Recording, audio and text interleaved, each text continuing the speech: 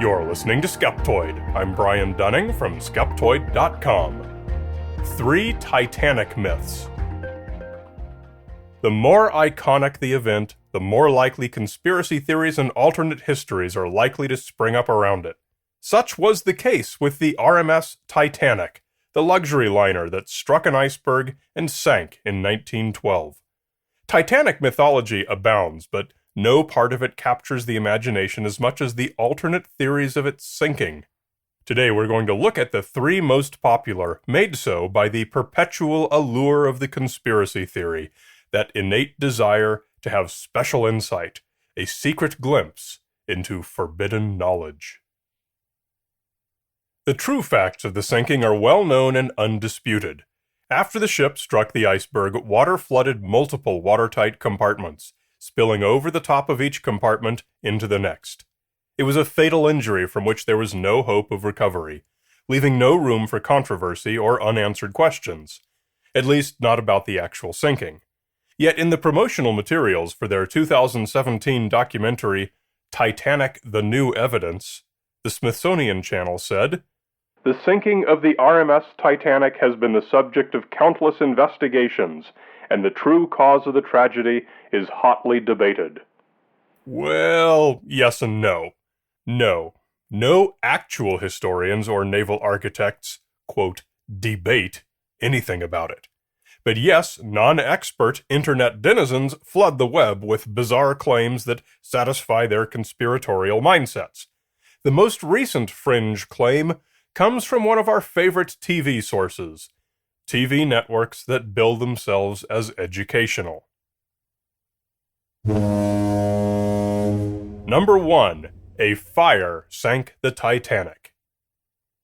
In early 2017, the Smithsonian Channel's documentary was based on the work of career Titanic author Shannon Maloney. Maloney posits that a fire on board so weakened the structure that it failed and sank when otherwise it might have been saved. Coal fires were common on all coal-powered ships of the day. Great piles of coal tend to ignite spontaneously. It tends to outgas aerosols that cause heating, and given enough oxygen, there you go. Consequently, coal trimmers of the day, the workers who handle the coal, were well accustomed to handling such fires. First, they would dig down to find the burning coal, and remove it to the furnaces, using as little water as possible from fire hoses, because wet coal would oxidize more and create a further fire hazard. It's known that Titanic had such a coal fire on board. It was first noticed on April 10th, the day she departed Southampton, but had probably been smoldering for several days. It took 3 days to put out, finally being doused on April 13th, the day before the sinking. As some of the firemen and trimmers survived, we do have good information about the fire, as it was certainly part of the inquiry into the sinking. In Maloney's version, the fire caused the sinking in 3 ways. First, it made them go at excessive speed because of shoveling all that extra coal into the furnaces to get at the fire. Second, because they had to get to New York quickly to beat the inevitable explosion. Inevitable only in Maloney's narrative, not in reality. And third, the fire so weakened the structure as to be the primary cause of the structural failings following the iceberg strike. Now, unfortunately, all 3 points are most decidedly false. Following the broadcast of the TV documentary, a team of 7 maritime historians wrote a massive 48-page academic paper titled Titanic, Fire and Ice, that aptly disassembled Maloney's claims. It found fatal faults with each of his significant points, including that the alleged fire damage visible on the ship's hull was at least 50 feet away from the fire, and that the ship was doomed because of the way that it sank, regardless of any bulkheads that may or may not have been weakened by a fire. Their paper, which is available online and is recommended reading for anyone interested in a full debunk of the fire theory, concluded, "When hard evidence is factored in, there is only one viable conclusion. The coal bunker fire aboard Titanic was not a primary factor in her contact with the iceberg or in causing her to sink after she struck the ice. It played no part in the significant loss of life. Although Olympic and Titanic were not perfect ships, and genuine mistakes were made in their operation and navigation that led to the disaster on 14-15 April 1912, the allegations made in the program are not in harmony with the factual record. Number 2, sunk by a conspiracy to create the Federal Reserve. This one is straight out of the depths of YouTube conspiracy theory videos. The famous Rothschild banking family, J.P. Morgan, and Jesuits conspired to create the U.S. Federal Reserve, so they plotted to rub out their opposition by building the Titanic and getting all the Federal Reserve opponents to sail on it and sink it. Rube Goldberg himself could not have devised a more elegant plan.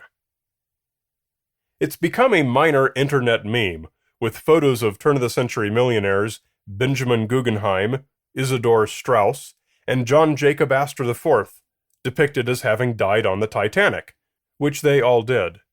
Depending which YouTube conspiracy theory video you watch, either Jesuits ordered J.P. Morgan to build the Titanic, or Morgan ordered the Rothschilds to do it, or the Rothschilds ordered the Jesuits to place a priest on board to order the captain to crash into an iceberg, or all three, or some other variation. The problems with this theory are myriad. First, none of the three millionaires depicted in the meme ever had anything much to do with the Federal Reserve, or to have expressed any particular opposition to it. Second, the Jesuits had nothing to do with it either. Third, as international lenders, the Rothschilds would have rather not had a U.S. Federal Reserve, as it would stabilize the U.S. currency and reduce their opportunities for profit from U.S. deals. The only part of this that makes any sense is that J.P. Morgan was indeed a key player in the Federal Reserve's creation, and also held a significant share in the parent company of Titanic's owner, White Star Lines. Mustering support for the Federal Reserve had taken decades. It had first become clear that the U.S. needed central banking during the Revolutionary War in the 1700s. Sinking three nabobs a mere 2 years before the plan was finally concluded would have been far too little, far too late to make any difference. Number 3, Titanic's sister ship Olympic is the one that sank. On to the grandest of the Titanic conspiracy theories, the claim that before the maiden voyage, Titanic was switched with her sister ship, RMS Olympic, a feat quickly and easily accomplished because they were essentially identical. Thus it was the Olympic that hit the iceberg and sank, while the real Titanic, wearing RMS Olympic livery, lived out its long career. Why would White Star Lines do this? The reason, according to the conspiracy theory, was to commit insurance fraud. In 1911, the Olympic had collided with a Navy ship, causing extensive damage that would have been expensive to fix. But the insurance company put the blame entirely on Olympic and so refused to pay, leaving White Star Lines in a bind. The theory goes that they switched the nameplates on the ships, then deliberately ran the damaged Olympic into the iceberg. It sank and was fully paid for by insurance, leaving White Star Lines with a full insurance settlement and a shiny new Titanic. A surprisingly active internet community has sprung up in support of this claim. It consists of lengthy forum debates accompanied by photos of the ships with circles and arrows claiming to prove that the ships had traded places. Underwater photos of the actual wreck, taken on expeditions led by Dr. Bob Ballard and filmmaker James Cameron, provide the proof for what's actually sitting on the bottom of the ocean. Despite the conspiracy theory's claim that the ships were virtually identical, there were, in fact, a number of significant structural differences between them that are evident at a glance. On Titanic, the forward half of A deck is enclosed, while it was open on Olympic. This is the easiest difference to spot. Olympic's wheelhouse had a curved front, while Titanic's was flat, and both of these differences can be clearly seen in the underwater photos of the wreck. There were many differences between the two ships in the number and arrangement of premium cabins and suites on the upper decks, all resulting in different porthole placements and promenade configurations. The ventilators, fans, scoops, and piping were all different. These differences go on and on. One researcher published a list of 30 such visible variances. The most compelling individual photo comparison shows 3 photographs of the same section of windows along the hull, the undersea wreck, plus the same view of the Titanic and the Olympic. The wreck's windows exactly match the Olympic and are very different from the Titanic. Well, the explanation for this is simple. The photo labeled as the Olympic is wrong. It shows the Titanic as it was launched before its A deck was enclosed, which is evident from launch photos of the Titanic. One purported video taken from a submarine shows the Titanic nameplate riveted to the hull. Part of it has fallen off, revealing the faint letters MP underneath. However, actual videos of the wreck look radically different, totally different colors and textures.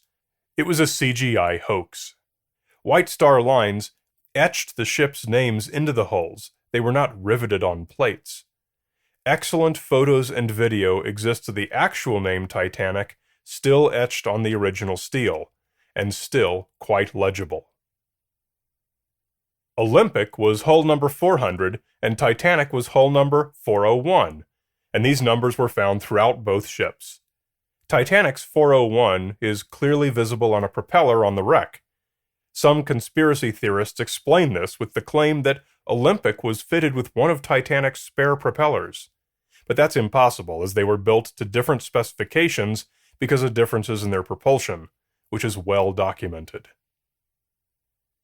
Regardless, the insurance fraud theory doesn't work because of simple math, as the Titanic had been, unfortunately, enormously underinsured.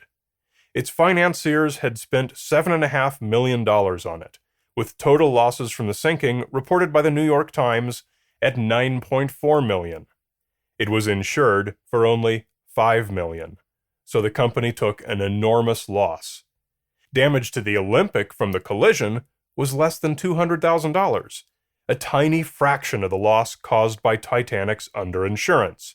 This is the true crux of the conspiracy theory's failing, not its hundreds of minutiae of photographs with circles and arrows, but the basic illogic of the whole thing. Titanic is such a pop culture icon adorned with so many stories that we often forget it was a real human tragedy, involving the deaths of over 1,500 people. While only a quarter of the female passengers died, 80% of the men died. Think of all the families rent asunder. Half the children died. The great city of Southampton was hit hard, losing 724 people who worked aboard the ship, 0.5% of the city's population. Everyone knew someone who perished. These are the things that matter, not the whole number appearing in a hoax Photoshop in a conspiracy forum. And that's the best lesson to take home from Titanic Myths.